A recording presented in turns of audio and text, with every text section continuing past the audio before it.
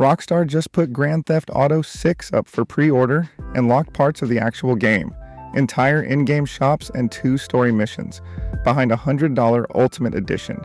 Pay $80 for the game, or $99 to play all of it. That happened this week, and it's not even the most brutal story in gaming right now. This is the Dusk Report. Welcome back. The week in gaming, with the part nobody explains. New here? Subscribe and keep your eyes on the dark. Tonight, Xbox closing its own studios while it raises console prices, a Zelda leak to be careful with, Star Fox landing on Switch 2, the Final Fantasy VII finale that's actually worth the hype, and why GTA 6's pre-order is already a mess. Eyes on the dark. Let's get into it. Story 1. Microsoft is having a month. It's shutting down or selling off 3 of its own studios. Ninja Theory, the team behind Hellblade, Double Fine, the Psychonaut studio led by Tim Schafer, and Compulsion Games, who just made South of Midnight. Per Bloomberg, Ninja Theory was told it would close even as Microsoft hunts for a buyer, barely a week after Senua's next game was on the Xbox showcase stage.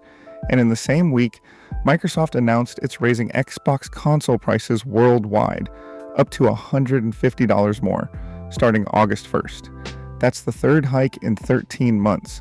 A Series X with a disk drive is now $800. My take, the same company closing its own studios is charging you $150 more for the box to play fewer games on it. They blame memory costs, while rolling out buy now, pay later, so you can finance the difference. A showcase trailer means nothing anymore. Support the studios you love now. The logo on the box won't protect them. Story 2, and it's the context for Story 1. 2026 is one of the worst years for games jobs on record. Independent trackers have counted more than 3,700 verified layoffs this year, and that's the conservative number. Epic cut around 1,000 people. Ubisoft disclosed roughly 680. And just this week, Sony's Bungie made its cuts official. A layoff filing confirming nearly 300 jobs gone in one Washington studio alone, gutting most of the Destiny team and senior staff on their new game, Marathon. It's Bungie's third round since Sony bought them. My take, this isn't a few bad studios. It's an entire industry that overhired in the boom and is now balancing the books on the people who actually make the games. Story 3. Don't Nod, the French studio behind Life is Strange, warned this month it could run out of cash by November. In its own statement, the studio said part owner Tencent declined to put in more money or fund its next game. As of early April, it had under 9 million euros left. My take, the mid-sized story-first studio is becoming an endangered species. If Life is Strange ever made you feel something, this is the warning label. Whispers, leaks and rumors, and my honest read on each. House rule, a leak is not a fact until someone's name is on it. Whisper 1, a full ground-up remake of The Legend of Zelda, Ocarina of Time for Switch 2. The leaker Nate the Hate claims it's targeting the holidays. Built with help from Monolith Soft, in the style of the Final Fantasy VII remakes. My read, plausible but unconfirmed. Why I won't dismiss it. That same leaker called the Star Fox remake that launched this week before Nintendo announced it.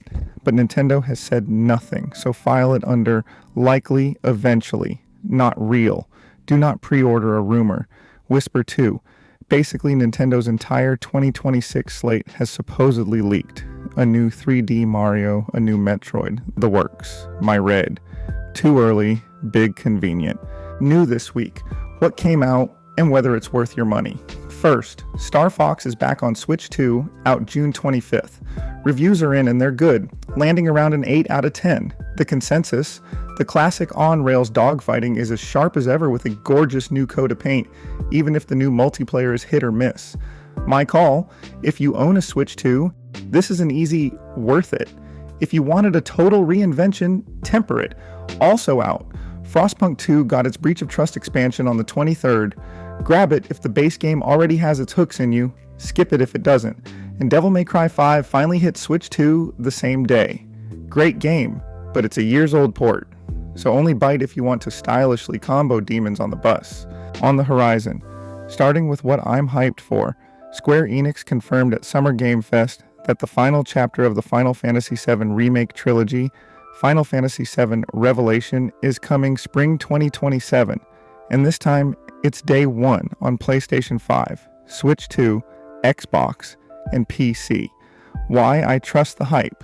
The middle chapter, Rebirth, was one of the best reviewed games of its year. When a studio sticks 2 landings in a row, the third earns real excitement. This is the rare hype I'll defend.